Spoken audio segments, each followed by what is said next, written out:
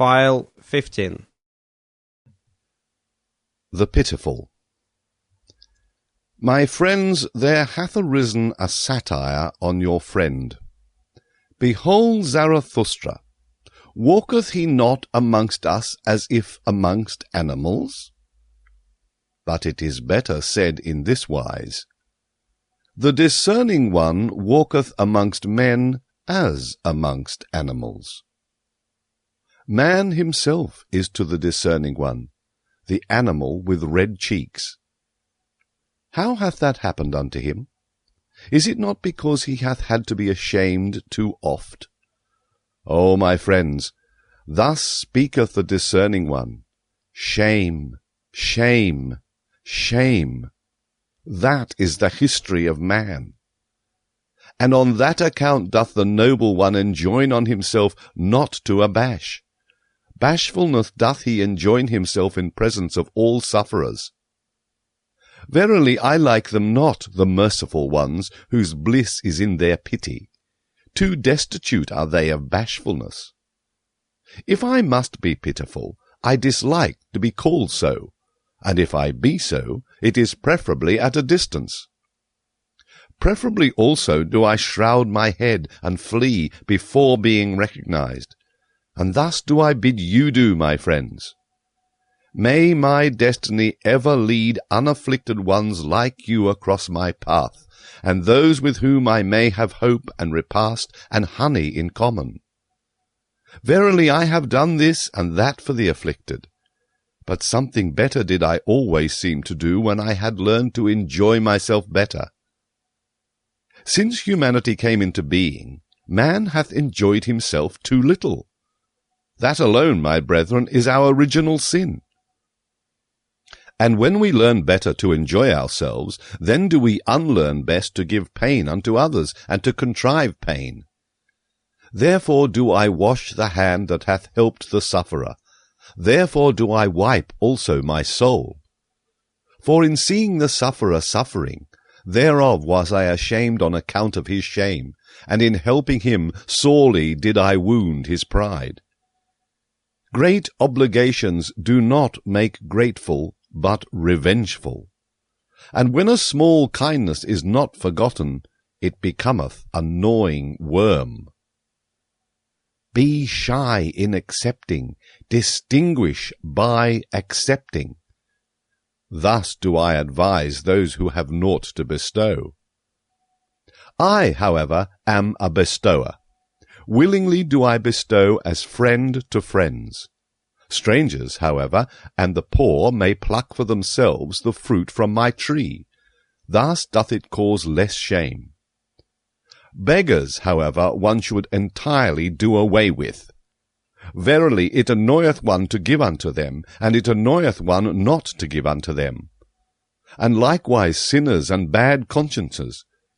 Believe me, my friends, the sting of conscience teacheth one to sting. The worst things, however, are the petty thoughts. Verily, better to have done evilly than to have thought pettily. To be sure ye say, the delight in petty evils spareth one many a great evil deed. But here one should not wish to be sparing. Like a boil is the evil deed. It itcheth and irritateth and breaketh forth. It speaketh honourably. Behold, I am a disease, saith the evil deed. That is its honourableness. But like infection is the petty thought. It creepeth and hideth, and wanteth to be nowhere, until the whole body is decayed and withered by the petty infection. To him, however, who is possessed of a devil, I would whisper this word in the ear. Better for thee to rear up thy devil. Even for thee there is still a path to greatness. Ah, my brethren, one knoweth a little too much about every one, and many a one becometh transparent to us, but still we can by no means penetrate him. It is difficult to live among men because silence is so difficult. And not to him who is offensive to us are we most unfair, but to him who doth not concern us at all. If, however, thou hast a suffering friend, then be a resting place for his suffering, like a hard bed, however, a camp bed. Thus wilt thou serve him best. And if a friend doeth thee wrong, then say, I forgive thee what thou hast done unto me. That thou hast done it unto thyself, however, how could I forgive that? Thus speaketh all great love. It surpasseth even forgiveness and pity. One should hold fast one's heart, for when one letteth it go, how quickly doth one's head run away. Ah, where in the world have there been greater follies than with the pitiful? And what in the world hath caused more suffering than the follies of the pitiful? Woe unto all loving ones who have not an elevation which is above their pity. Thus spoke the devil unto me once on a time. Even God hath his hell, it is his love for man. And lately did I hear him say these words, God is dead, of his pity for man hath God died. So be ye warned against pity. From thence there yet cometh unto men a heavy cloud. Verily I understand weather signs. But attend also to this word. All great love is above all its pity, for it seeketh to create what is loved. Myself do I offer unto my love, and my neighbour as myself. Such is the language of all creators. All creators, however, are hard. Thus spoke Zarathustra. The Priests. And one day Zarathustra made a sign to his disciples, and spoke these words unto them. Here are priests, but although they are mine enemies, pass them quietly and with sleeping swords. Even among them there are heroes. Many of them have suffered too much, so they want to make others suffer. Bad enemies are they. Nothing is more revengeful than their meekness. And readily doth he soil himself who toucheth them. But my blood is related to theirs, and I want withal to see my blood honoured in theirs. And when they had passed, a pain attacked Zarathustra. But not long had he struggled with the pain, when he began to speak thus. It moveth my heart for those priests. They also go against my taste, but that is the smallest matter unto me, since I am among men. But I suffer and have suffered with them. Prisoners are they unto me, and stigmatized ones. He whom they call Saviour put them in fetters of false values and fatuous words. Oh, that someone would save them from their Saviour! On an isle they once thought they had landed, when the sea tossed them about. But behold, it was a slumbering monster. False values and fatuous words. These are the worst monsters for mortals. Long slumbereth and waiteth the fate that is in them. But at last it cometh and awaketh, and devoureth and engulfeth whatever hath built tabernacles upon it. Oh, just look at those tabernacles which those priests have built themselves. Churches they call their sweet-smelling caves. Oh, that falsified light, that mustified air, where the soul may not fly aloft to its height. But so enjoineth their belief, On your knees up the stair, ye sinners. Verily, rather would I see a shameless one than the distorted eyes of their shame and devotion.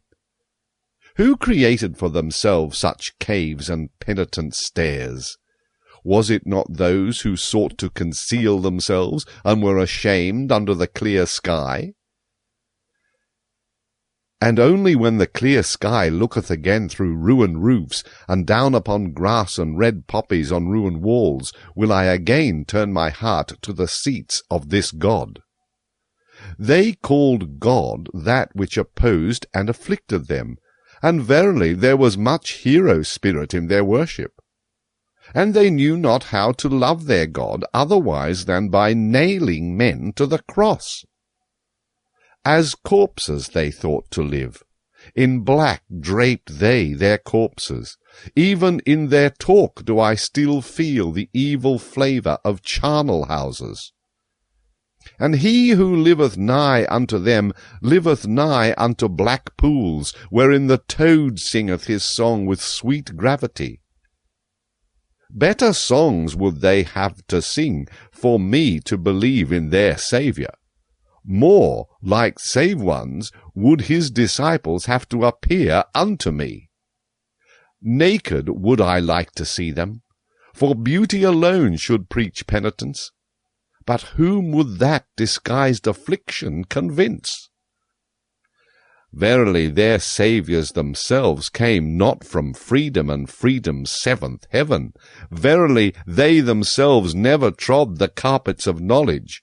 Of defects did the spirit of those Saviours consist, but into every defect had they put their illusion, their stopgap, which they called God. In their pity was their spirit drowned, and when they swelled and o'erswelled with pity, there always floated to the surface a great folly. Eagerly and with shouts drove they their flock over the footbridge, as if there were but one footbridge to the future. Verily those shepherds also were still of the flock.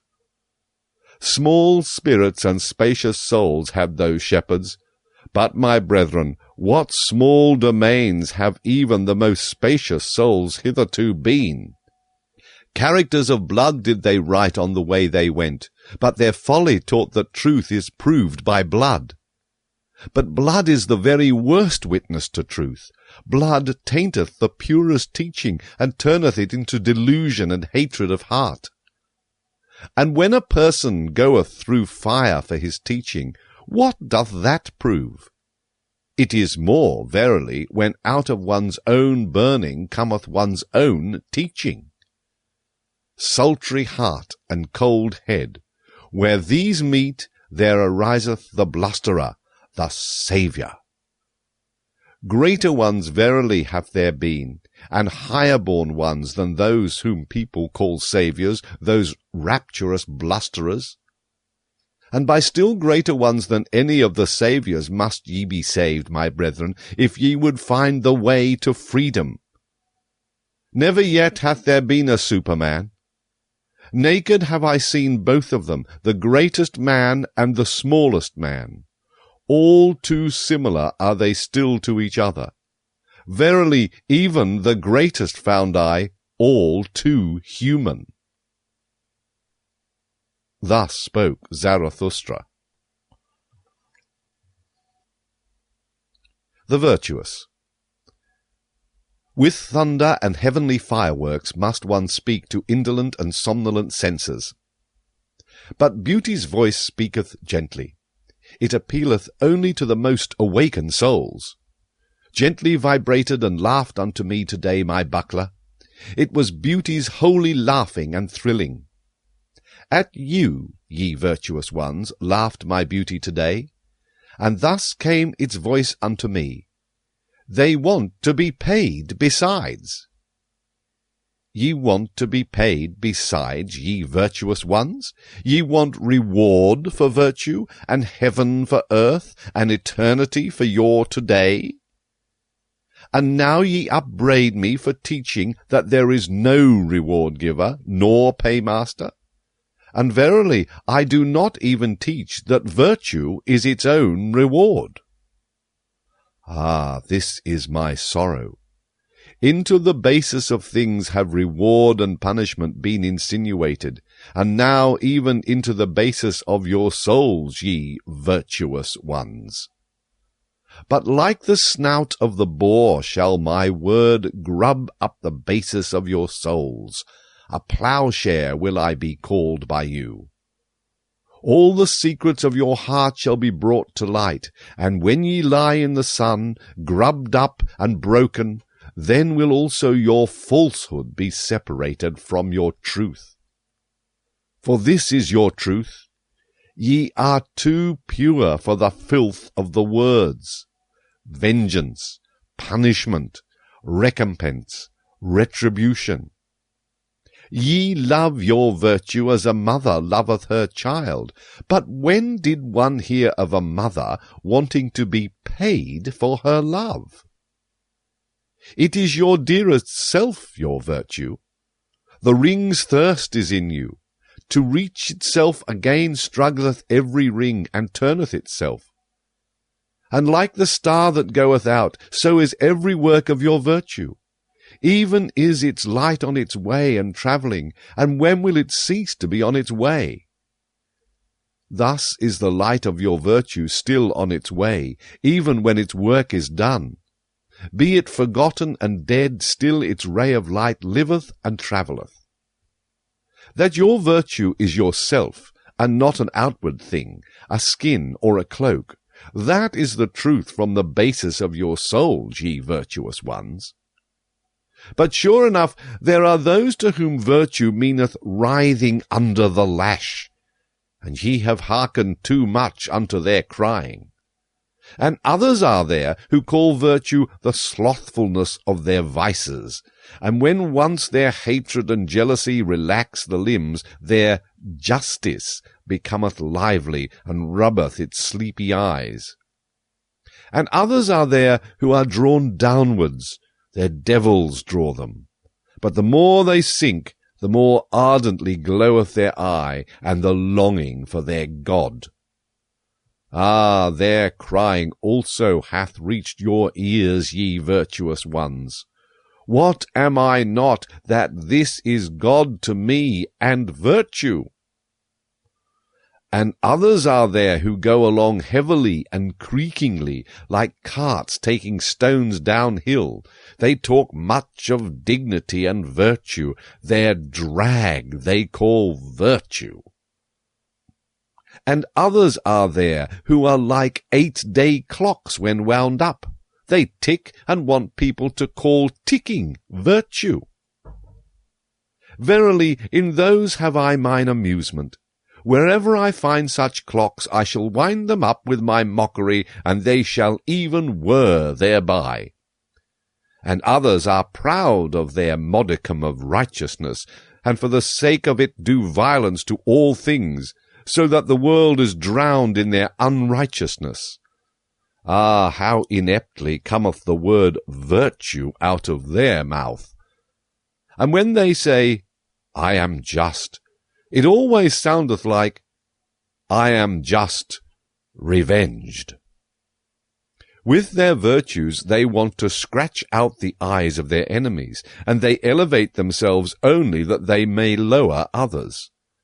And again there are those who sit in their swamp, and speak thus from among the bulrushes. Virtue, that is to sit quietly in the swamp. We bite no one, and go out of the way of him who would bite, and in all matters we have the opinion that is given us. And again there are those who love attitudes, and think that virtue is a sort of attitude. Their knees continually adore, and their hands are eulogies of virtue, but their heart knoweth naught thereof. And again there are those who regard it as virtue to say, virtue is necessary. But after all they believe only that policemen are necessary. And many a one who cannot see men's loftiness call it virtue to see their baseness far too well. Thus calleth he his evil eye virtue. And some want to be edified and raised up, and call it virtue, and others want to be cast down, and likewise call it virtue. And thus do almost all think that they participate in virtue, and at least every one claimeth to be an authority on good and evil. But Zarathustra came not to say unto all those liars and fools, What do ye know of virtue? What could ye know of virtue? But that ye, my friends, might become weary of the old words which ye have learned from the fools and liars, that ye might become weary of the words reward, retribution, punishment, righteous, vengeance, that ye might become weary of saying that an action is good is because it is unselfish. Ah, my friends, that your very self be in your action, as the mother is in the child, let that be your formula of virtue. Verily, I have taken from you 100 formulae, and your virtue's favourite playthings, and now ye upbraid me as children upbraid. They played by the sea. Then came there a wave, and swept their playthings into the deep, and now they do cry. But the same wave shall bring them new playthings, and spread before them new speckled shells. Thus will they be comforted, and like them shall ye also, my friends, have your comforting, and new speckled shells. Thus spoke Zarathustra.